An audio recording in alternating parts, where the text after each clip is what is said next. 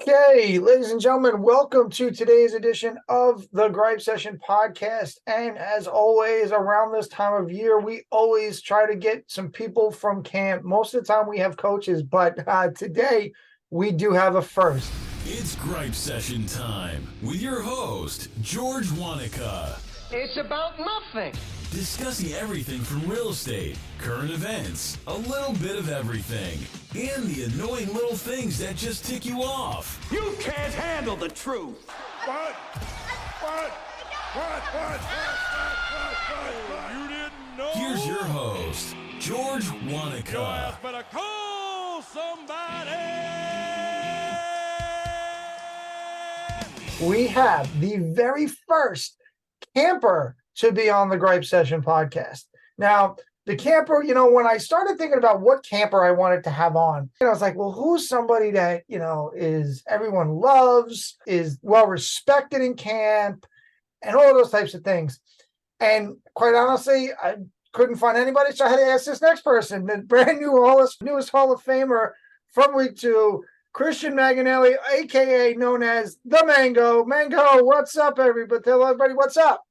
Very happy to be here. I'm honored to be picked. I mean, obviously, I wish somebody else answered the phone, but here I am. Well, that's right. You were the only one. You were the one dumb enough to answer the phone at that point. So there you go. It didn't say scam likely, so I picked it up. Yes. Well, not that you know of, but that's another conversation. But anyway, so Mango, first and foremost, why don't you let everybody know what you do for a living? Tell them, exactly how you came forward to coming down to camp. And then we're going to get into camp a little bit later, but at least let people know about you, what you are, who kind of what exactly you do. Excellent. I wake up every morning and ask myself what I do. Some days I'm a producer.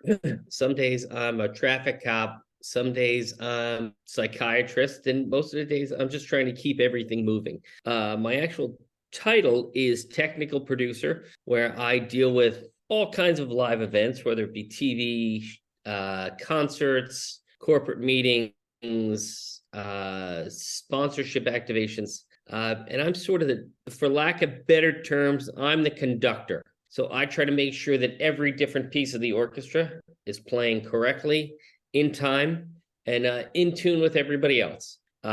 Sometimes it works, sometimes it doesn't. I mean, every day's a new day. I find myself, even though I've been doing this for quite a few years, that there's always a lot of challenges. I currently work for myself. I've got a LLC called Chris Manganelli Productions.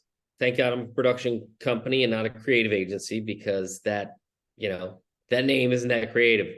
But I basically ladder up and ladder down as far as how many different people I work with. A lot of different colleagues that I've come in contact with over the years. They're my client base. I'm kind of for lack of a better term, a guy with a van. If you need something, chances are I've figured it out, whether it be a trade show, TV show, concert tour, or just giving out Tic Tacs in the middle of Times Square. We've seen it all. We've done it all. I started in college at a place called the PNC Bank Art Center. I started there my freshman year of college. Started as a runner. At that time, the Parkway Authority, the same great folks that we travel up and down the Jersey Shore on, used to be responsible for the place.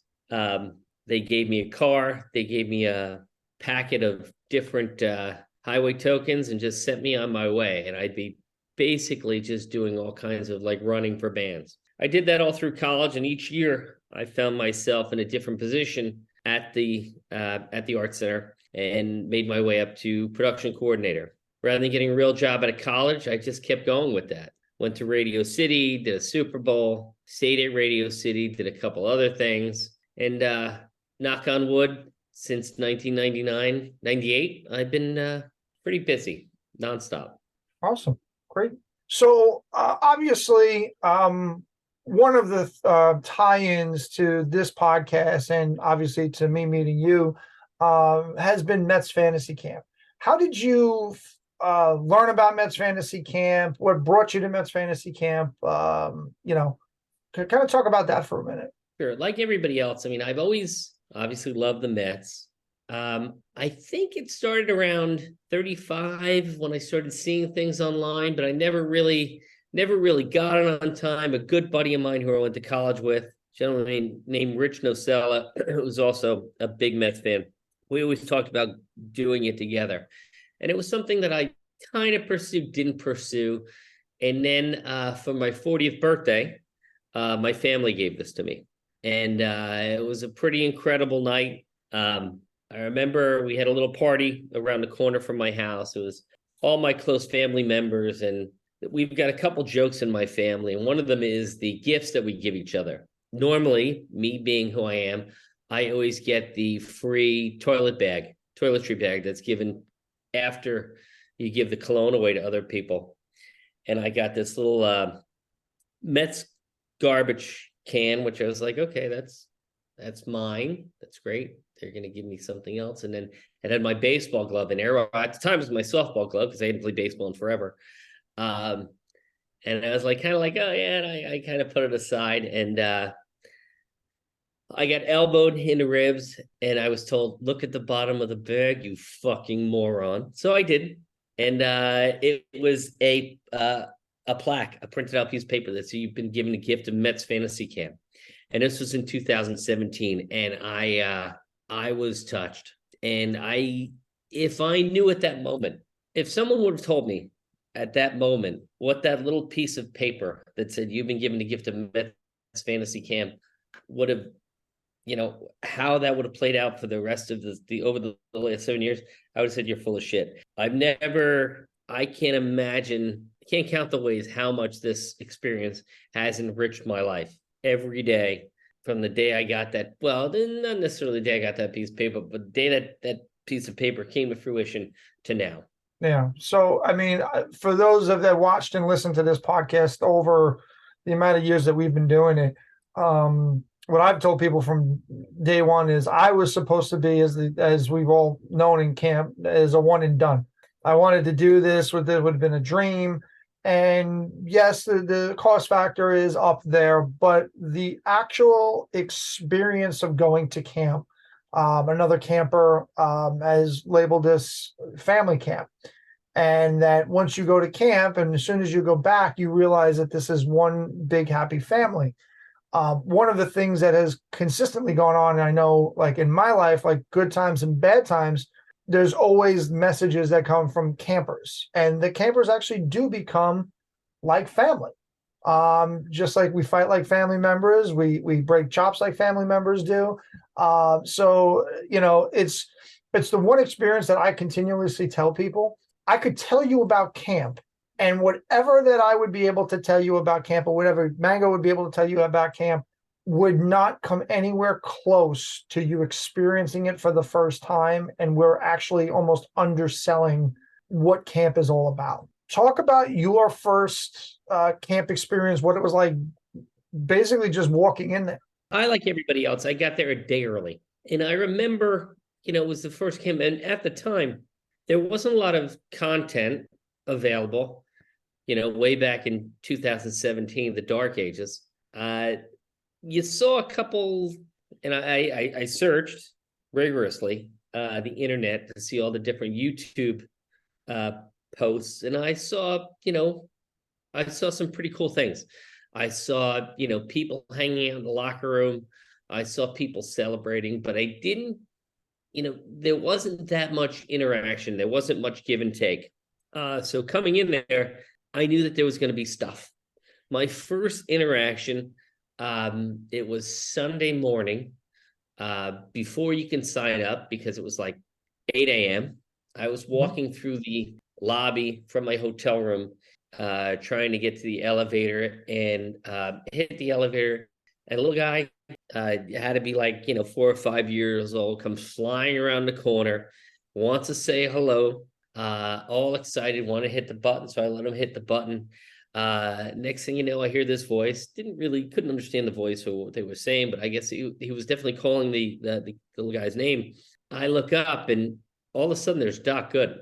And I'm just like, for my first camp memory, to have Doc Good, and a guy who was like, a childhood idol growing up. I mean, can't tell you how many different times I've, we imitated him playing wiffle ball in the backyard and all that stuff. And then to have this, giant turn around the corner and obviously seeing my face, and he acknowledged me as a camper.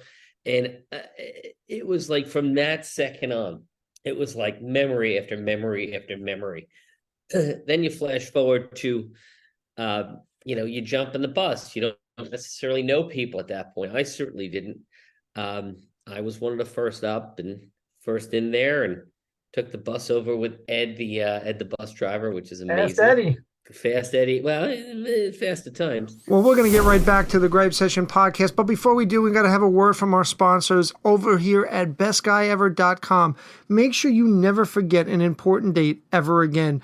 Never forget any important dates with your wife, your daughter, your sister, your mother, or your mother-in-law for that matter. We want you here to be the bestguyever.com. And by the way, bestguyever.com helps your local small businesses. So it is a win-win for you. Not only can you be the bestguyever.com for those people that love you, but you can also support your local small businesses, because bestguyever.com only deals with local small businesses. That's right. So make sure you get to www.bestguyever.com and subscribe. And by the way, let them know that you found out from us from the Gripe Session podcast. And because you're coming from the Gripe Session, we were able to get you a little bit of a deal for them as well.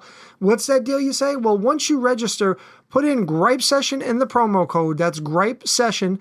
And you're going to get 1 year free subscription to be the best guy ever. That's right. 1 free subscription by putting in Gripe Session in your promo code, and you're going to get a year for free. You can't have it any better than that. So make sure you go check out bestguyever.com and let them know the Gripe Session pulled you in. And now back to our local program.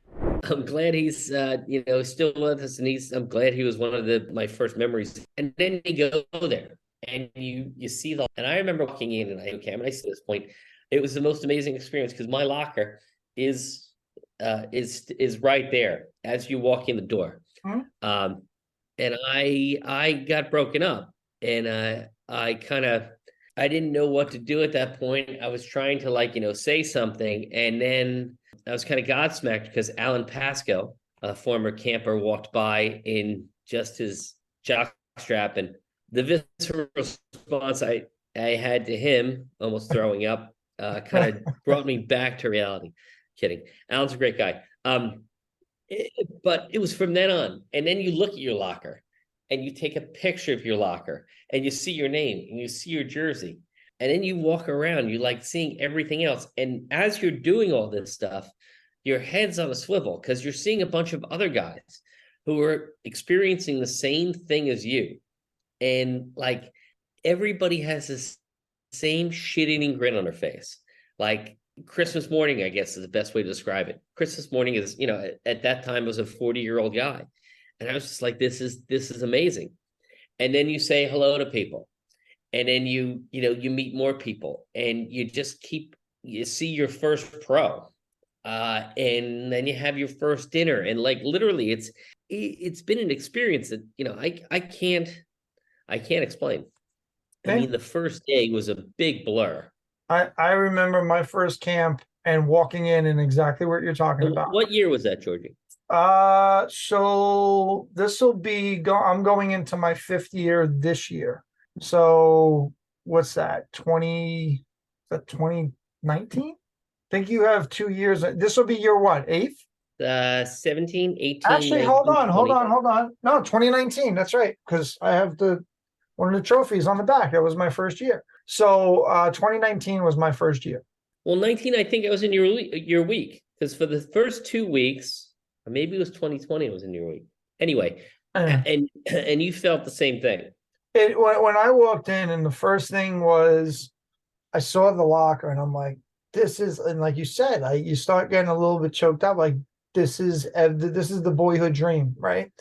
And I can remember going out for the evals, the evaluations, right? Where they see, what can you do? And they try to put everybody together, and get, try to make some even teams and stuff. And I remember walking in after the evals, and this was my first day. And I was done. I'm like, I'm going to go relax for a little bit. I want to go in the locker room and take it all in. And everybody's out on the field still and joking around. And I'm like, all right, I don't want to, like, you always get told, don't go nuts the first day. So I was taking that to heart. So I'm like, all right, I'm going inside, take everything off. And I'm sitting at my locker in a pair of shorts and a tank top. So when I got, like I said, I go into the locker room, take everything off, and sitting on my stool, go in the refrigerator, grab a couple of beers, sitting on my stool just to take it in. The locker room is empty, and I've told the story a number of times.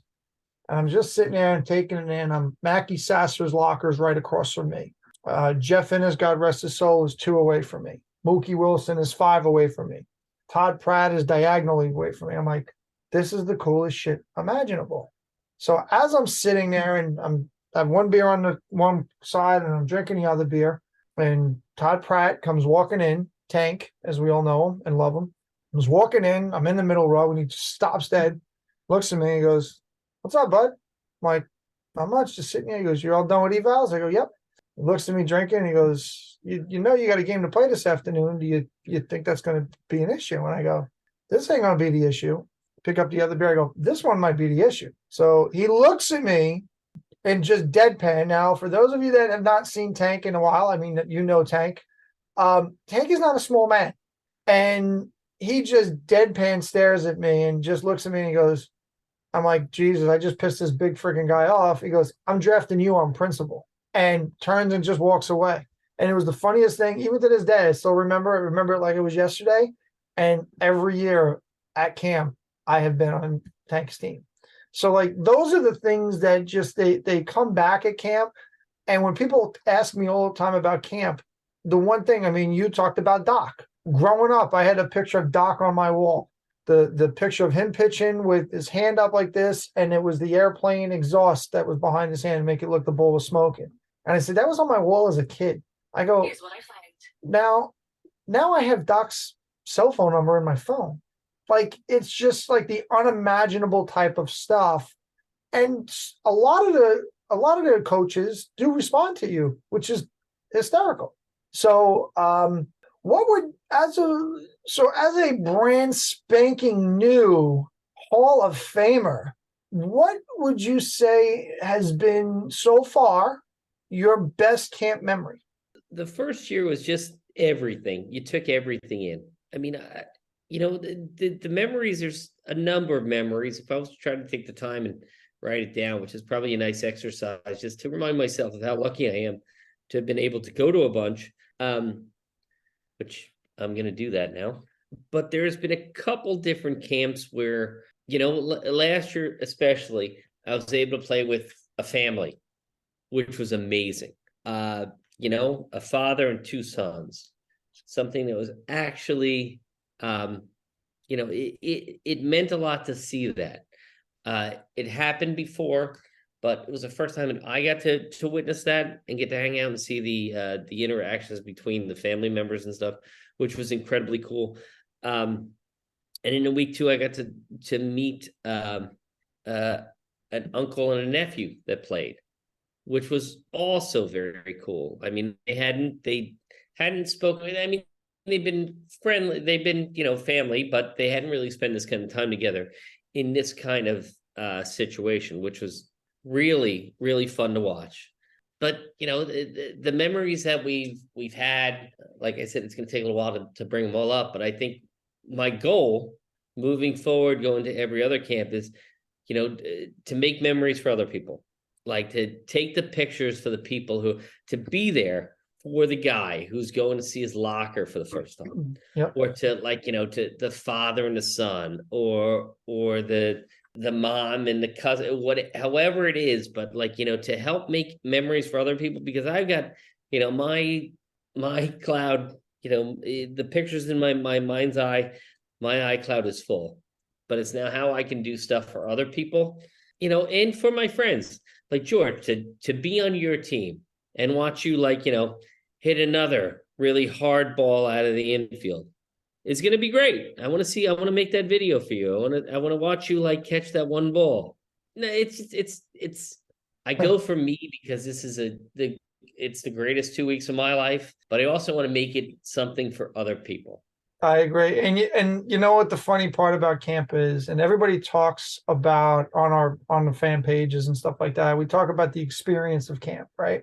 And it's amazing to me how after you go that first year and the following year, now you're known as a veteran, not a rookie anymore. As soon as you step foot in that clubhouse, you're now a veteran, right? Like the joke is that even the rookies from last year for last year's camp, like we've have our group chats that still go on, and they're like, "Oh, I'm a veteran now." I'm like, no, you're not.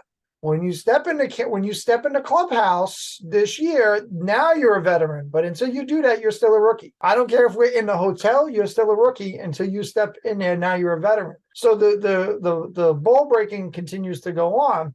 But I find it's almost like a rite of passage, if you will, where once you're a rookie and then you've watched a lot of the veterans again try to help you and take part and take pictures and do those kinds of things. By the time I got to my second and third year, I'm like you. I was like, I want to make your experience that much better. So you come back and you tell somebody else about it, because I'm getting more joy out of watching you than even going and playing ball at this point, because you're now a part of the family. You're now seeing what we all know. A lot of things that, again, I tell people all the time, I'm like, I go to this thing and it's like, yeah, there's guys we shake hands with. I go, but there's more hugs that go around at fantasy camp than handshakes, if you will. People that, the veterans and everybody becomes family towards the end of the camp.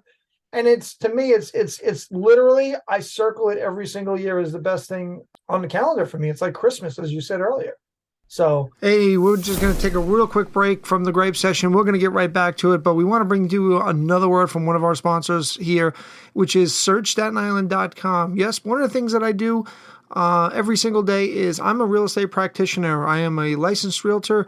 I am a appraiser. I'm also a mortgage broker. So why do you ask any of those questions? Well, quite frankly, because if you have any questions on real estate in any part of the country, all you have to do is reach out to me. Go to www.searchstatenisland.com or find me on the social media platforms. And there's a very good opportunity that I'll be able to help you regardless of whether or not if you're in New York where I'm home based, or if you're someplace out in, whether it be Utah or Texas or somebody out there. There's a very good chance that I will be able to help you regardless, because I have contacts throughout the country and I would be able to make sure my clients are always taken care of. So make sure you check out www.searchstatenisland.com. And now back to our program. So I agree. We all go in there as, without knowing anybody, and we come out, knowing 120 people. Yeah. Unless you're kind of like, a little bit more selective. 19. No, I'm kidding. Well, guess what? You're here, so you can't kick me off the list at this point yet. No, I wouldn't. And going back to the whole, fantasy camp is only 1 week a year. But, and you touched on this before, there's not a day that goes by that, you don't get a text message from someone. Yeah. Whether you reach out to a coach reaches out to you. An old team chat comes up, or I think of something stupid and I text you, or you think of something stupid and text me. It's just an amazing kind of interaction that takes place. So there's a movie, it makes me think about it now. And the beginning scene is, for those that don't know, no explanations available. And for those that do know, no explanations needed. And that's kind of like the way I try to describe fantasy camp for people. That's a good explanation. 100%. You don't know until you get there. And then once you get there, you're how did I not know? I think it's some Catholic movie, but we don't want to bring that up. Probably not. It probably wouldn't work out real well. We start talking about politics and all sorts of stuff, but we know where that's going to go, so we don't want to go down that road. So. Oh my goodness! This is not on the official page, so it's all fine. Anyways, trying to make it very antiseptic, Georgie. There you go. So we've been on this for a little while. So one of the things that I always like to do is I like to throw we'd like to have like a lightning rod for all of our guests. And again, we appreciate you coming on today with your newly crowned Hall of Famemanship that you so righteously got in last year. And that was great to be there and watch that happen. Your speech was phenomenal, by the way. One of the things that we like to do in a lightning round normally is throw a bunch of different questions out there and just give you kind of a choice. But normally what we'll do when we start talking about camp and we have the coaches on is we do it kind of baseball related. So basically, are you ready for the lightning round? We'll give it a go. All right. So AL or NL? NL. NL. Designated hitter or pitcher batting? I do like the DH. You do like the DH. Okay, that's a little bit different. Bigger bases or no bigger bases? Based on my lack of athletic prowess as I get older, I'll take anything I can. So I'm going to say bigger bases for Mango. Bigger bases. Yeah, pitch clock or no pitch clock? No pitch clock. And I just no pitch clock just because here's a couple of being the event guy that I am. Mm-hmm. They haven't mentioned this, but like literally you make the games, and being the person that I am, you make the games quicker. You take us away from experiencing any of the food or the booze. Everyone loses out in the end, because there is, regardless of wherever you are, the Mets are tied to a bunch of different charities, and some of those charities come out of that money that they get from food and beverage. Not only food and beverage from the charities, but the people. At the end of the day, pitch clock causes people money. I agree. I was the first thing that I said when they proposed it. I thought it was the dumbest thing, and say, well, we're trying to keep the young people in the game. And my response to that was, have you ever been to a game previously? Everyone's got their phones. They're looking at their phones, but they're at the game. So that's just about the people who work for us to make sure we enjoy the game. Exactly. And that's the concessionaires. Exactly.